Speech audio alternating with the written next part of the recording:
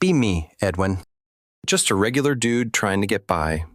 I have a decent job in tech, a small circle of good friends, and a life that's generally drama-free. Or at least it was. This whole story starts about a year ago, maybe in the fall, when the weather was just starting to turn. I went to a buddy's barbecue, one of those last chance before winter type of deals.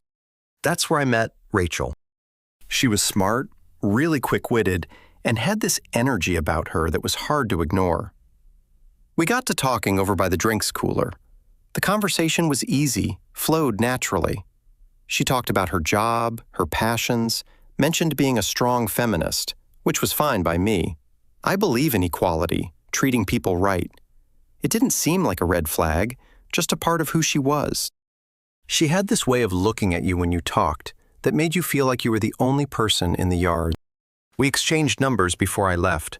I didn't think much of it, but she texted me later that night. So, we started dating. The first month or two was pretty much perfect. The honeymoon phase, I guess you'd call it. We went to museums, tried new restaurants, took a weekend trip to a small town a few hours away. It felt like a real partnership.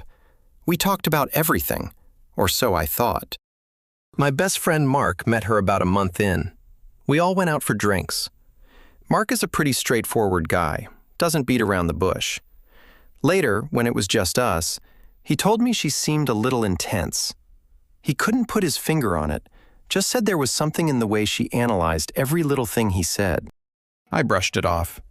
He told him he was just not used to someone so passionate and intelligent. I genuinely believed that at the time. I thought her intensity was a good thing. The first weird sign, the first real test, was so small I almost missed it. We were getting ready to go out to dinner one night. She came out of her room wearing a new dress. I told her she looked beautiful, a simple, honest compliment. Her face changed, just a little flicker in her eyes. She asked me why. That was the first thing I noticed. She wondered if I only valued her for her appearance, if my attraction was based on objectification. I was completely blindsided. I tried to explain that it was just a nice thing to say, that of course I valued her for her mind and personality. She then went on a long monologue about the male gaze and how compliments can be a subtle form of control. I didn't even know how to respond. I just stood there nodding to keep the peace. I apologized. I said I'd try to be more mindful of how my words might be perceived. She smiled, gave me a kiss, and said she was glad I was willing to learn and grow. The whole incident felt bizarre, like I'd stumbled into a play where I didn't know my lines. But I let it go. I figured she was just very principled about her beliefs.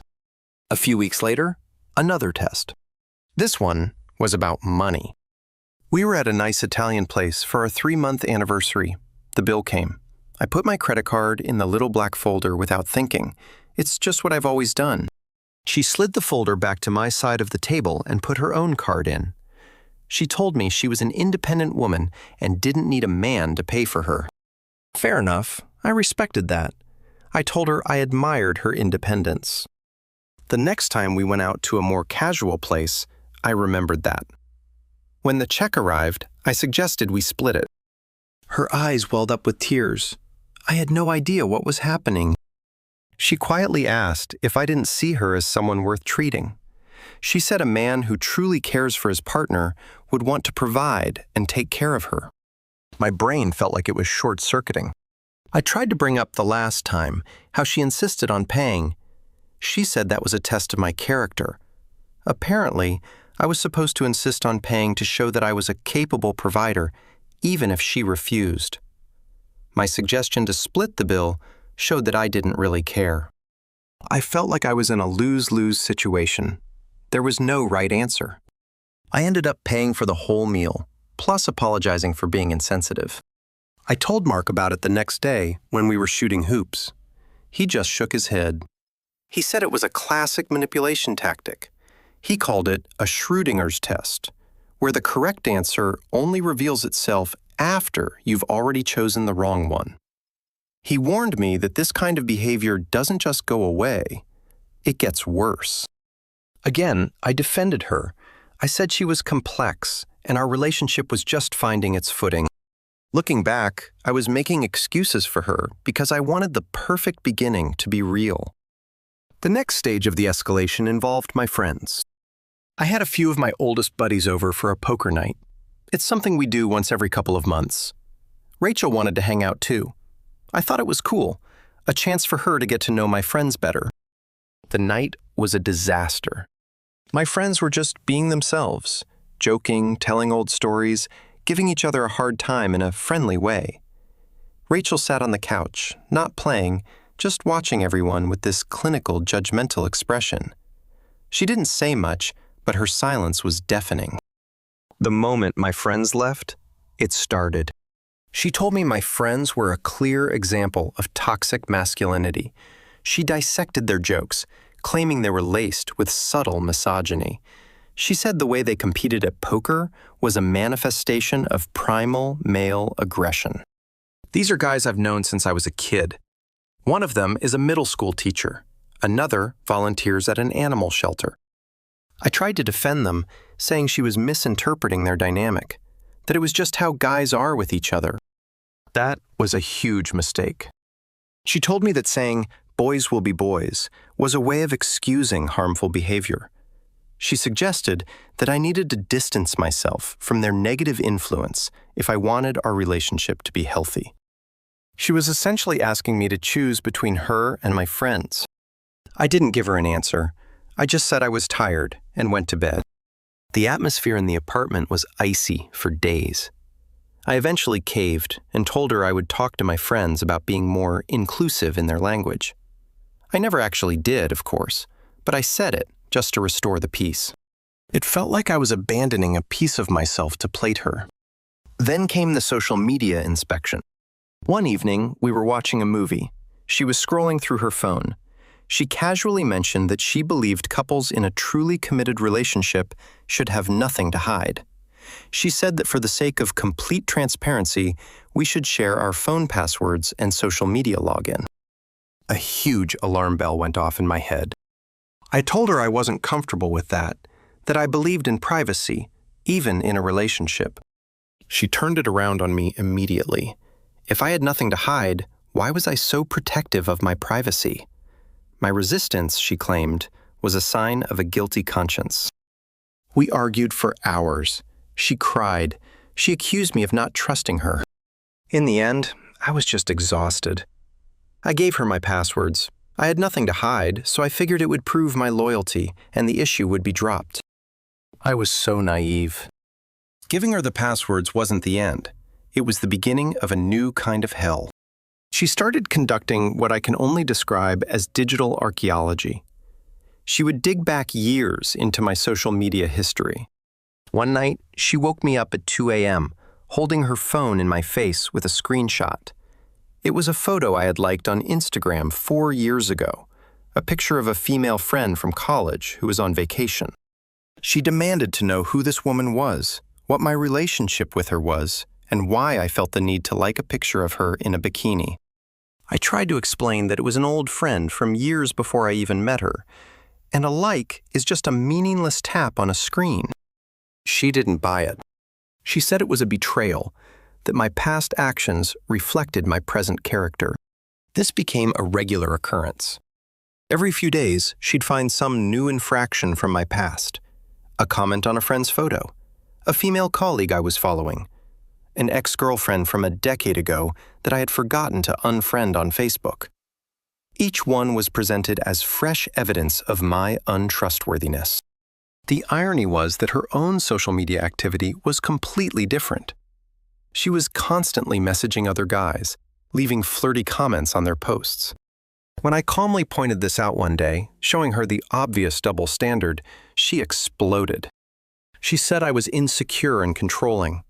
She claimed her interactions were harmless, while mine were predatory because of the inherent power imbalance in the patriarchy.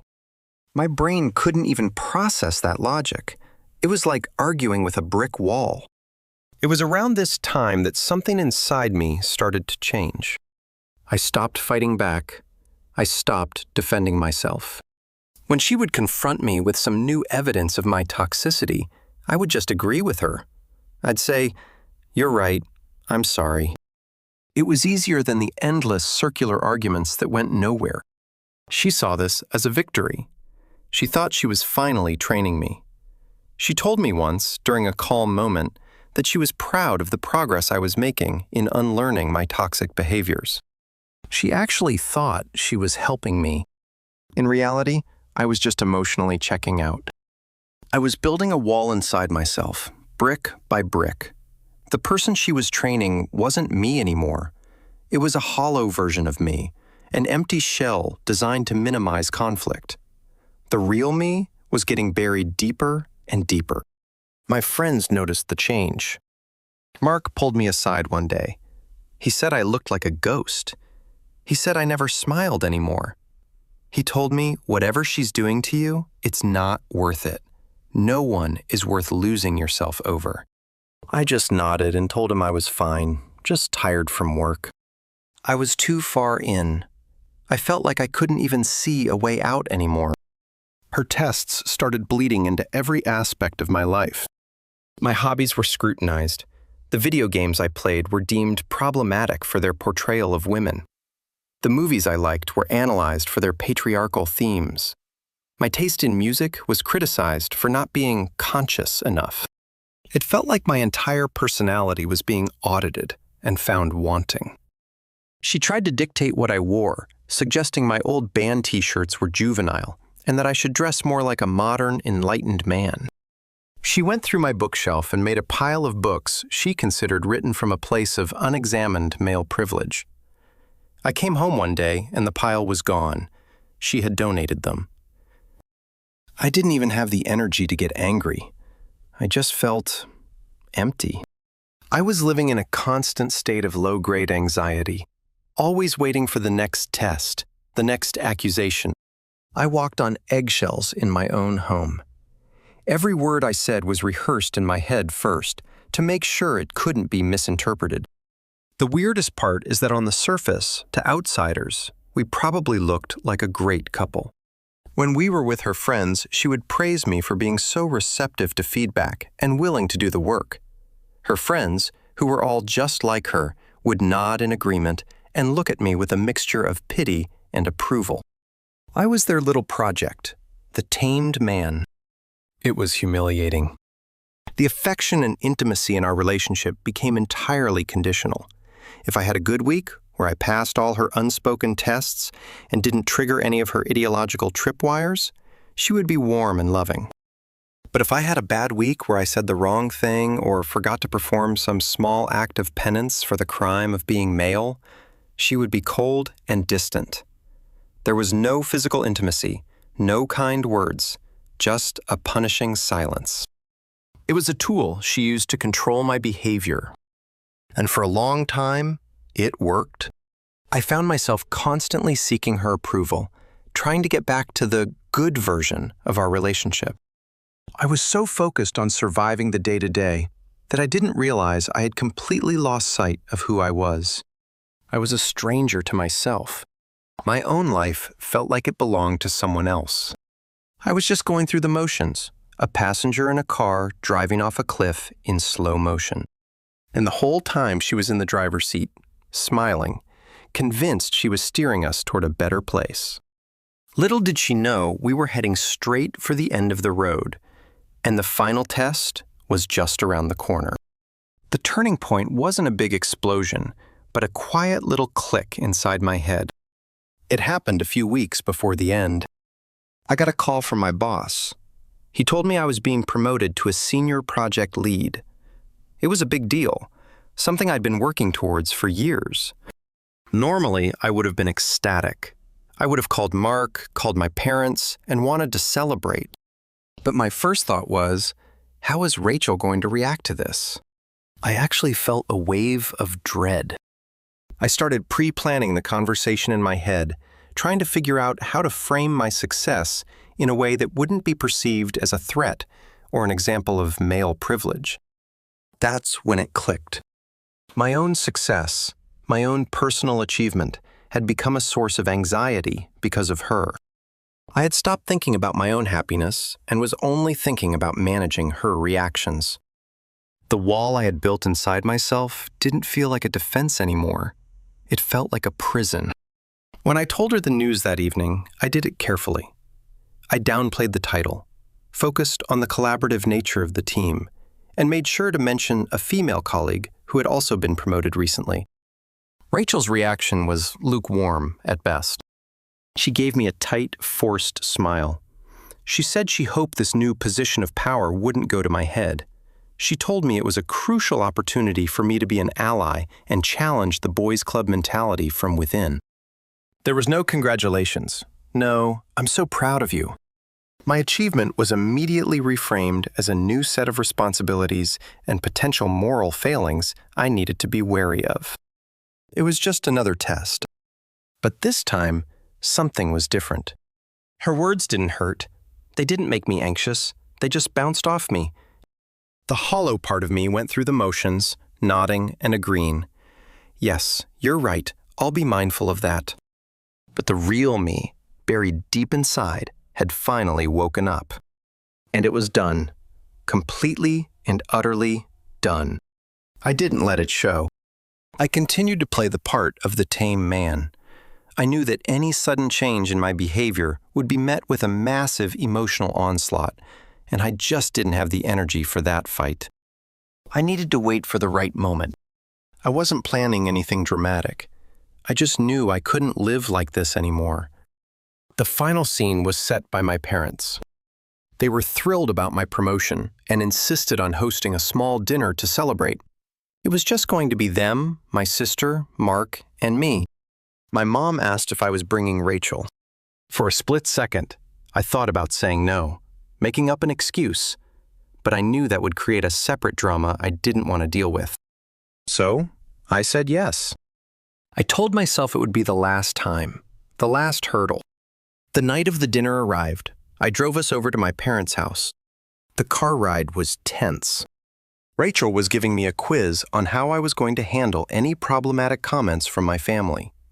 She was particularly concerned about my dad, who is a pretty traditional old-school guy. She was arming me with talking points and counter-arguments for conversations that hadn't even happened. I just kept my eyes on the road and said, "Okay, I understand, and I'll remember that." We got to my parents' house. The evening started off well enough. My family was warm and welcoming, just like they always are. They made an effort to include Rachel in the conversation, asking about her work and her life. Mark was there, and he was polite but distant with her. He knew what was going on, and he was just there for me. We sat down for dinner. The food was great. The conversation was light. My dad, true to form, decided to make a little toast. He raised his glass and started talking about how proud he was of me. He mentioned how I used to spend hours building things with Lego as a kid, how I always worked hard in school.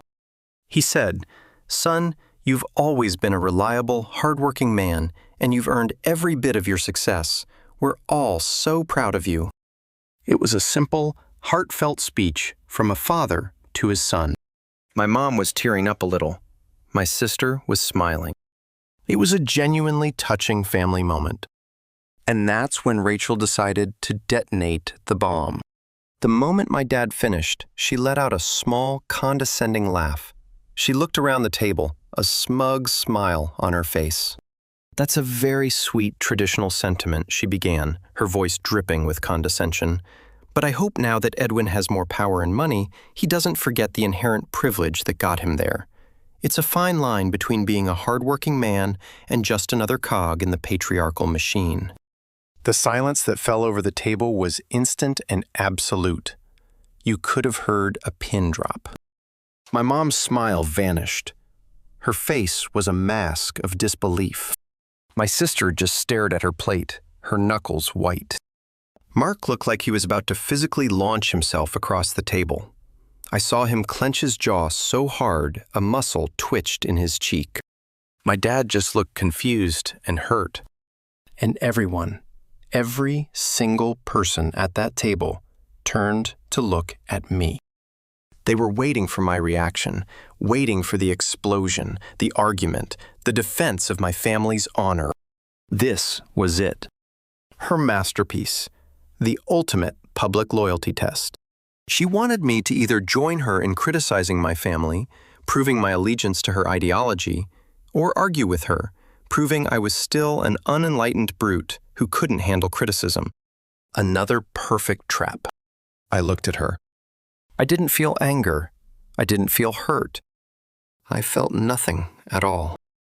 It was like looking at a stranger. The emotional connection was completely severed. The final wire had been cut. I held her gaze for a moment. Then I slowly turned my head to look at my dad. I picked up my fork, speared a piece of potato, and put it in my mouth. I chewed, swallowed, and then looked back at Rachel. I gave a slow, deliberate nod. Noted. I said just that one word.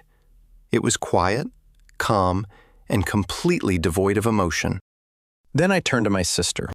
So how's that new project at your firm going? You were telling me about the zoning issue? The spell was broken.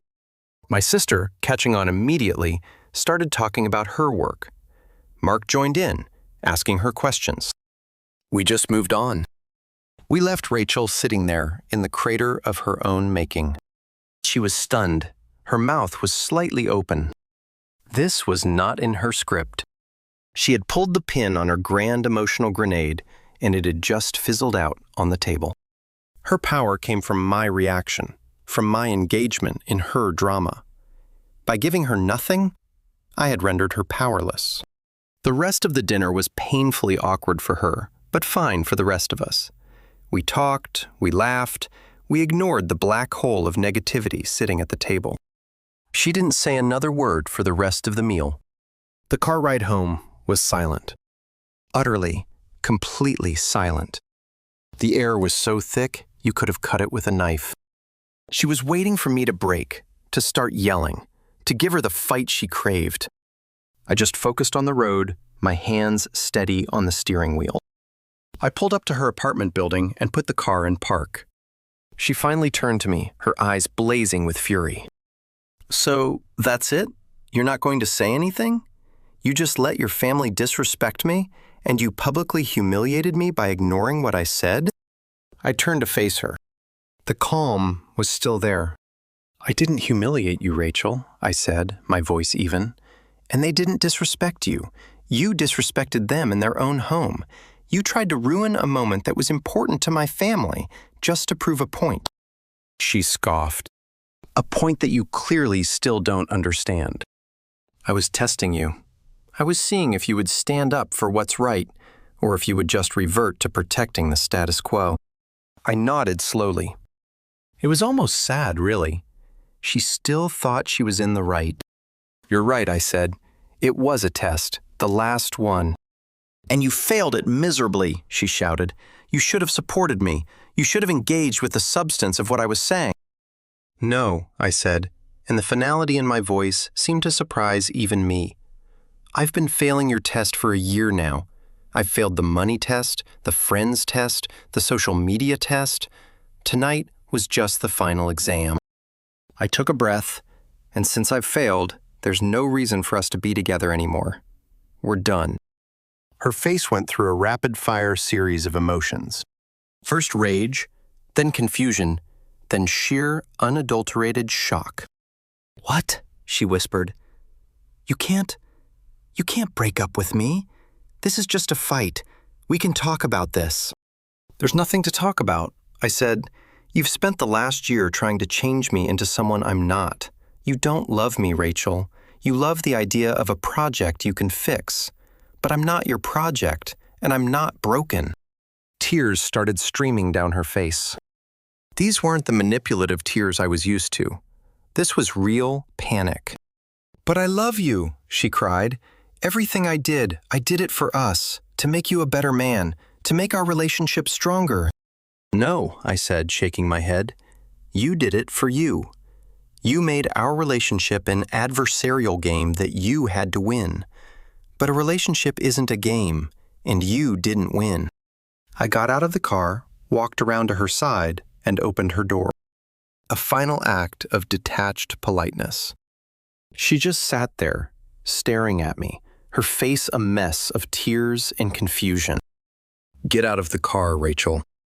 She stumbled out, still looking at me as if I'd grown a second head. I got back in, shut the door, and drove away. I didn't look in the rearview mirror, but I could feel her eyes on my car until I turned the corner. I drove to Mark's place. He opened the door, took one look at my face, and just said, "It's over, isn't it?" I nodded. He pulled me into a hug, and for the first time in a year, I felt like I could actually breathe. The next day, I had Mark come with me to my old apartment to get my stuff. Her car was there, but she wasn't. I was grateful for that. We packed my things in silence. It didn't take long. On the kitchen counter, she had left a long, rambling letter. I picked it up, read the first line, which was something about how I had misunderstood everything. And then I just tore it in half and dropped it in the trash. I left my key on the counter and walked out the door for the last time. It felt like walking out of a prison into the sunlight. It's been a few months since then. I heard through a mutual acquaintance that she's been telling everyone I broke up with her because I was too fragile to handle being challenged by a strong woman. She's framed it as me being the one with the problem. And you know what? I don't care. Let her think what she wants. I'm just happy to have my life back. My friends, my hobbies, my peace of mind. I'm happy to be just Edwin again. A regular dude trying to get by. And for the first time in a long time, that feels like more than enough.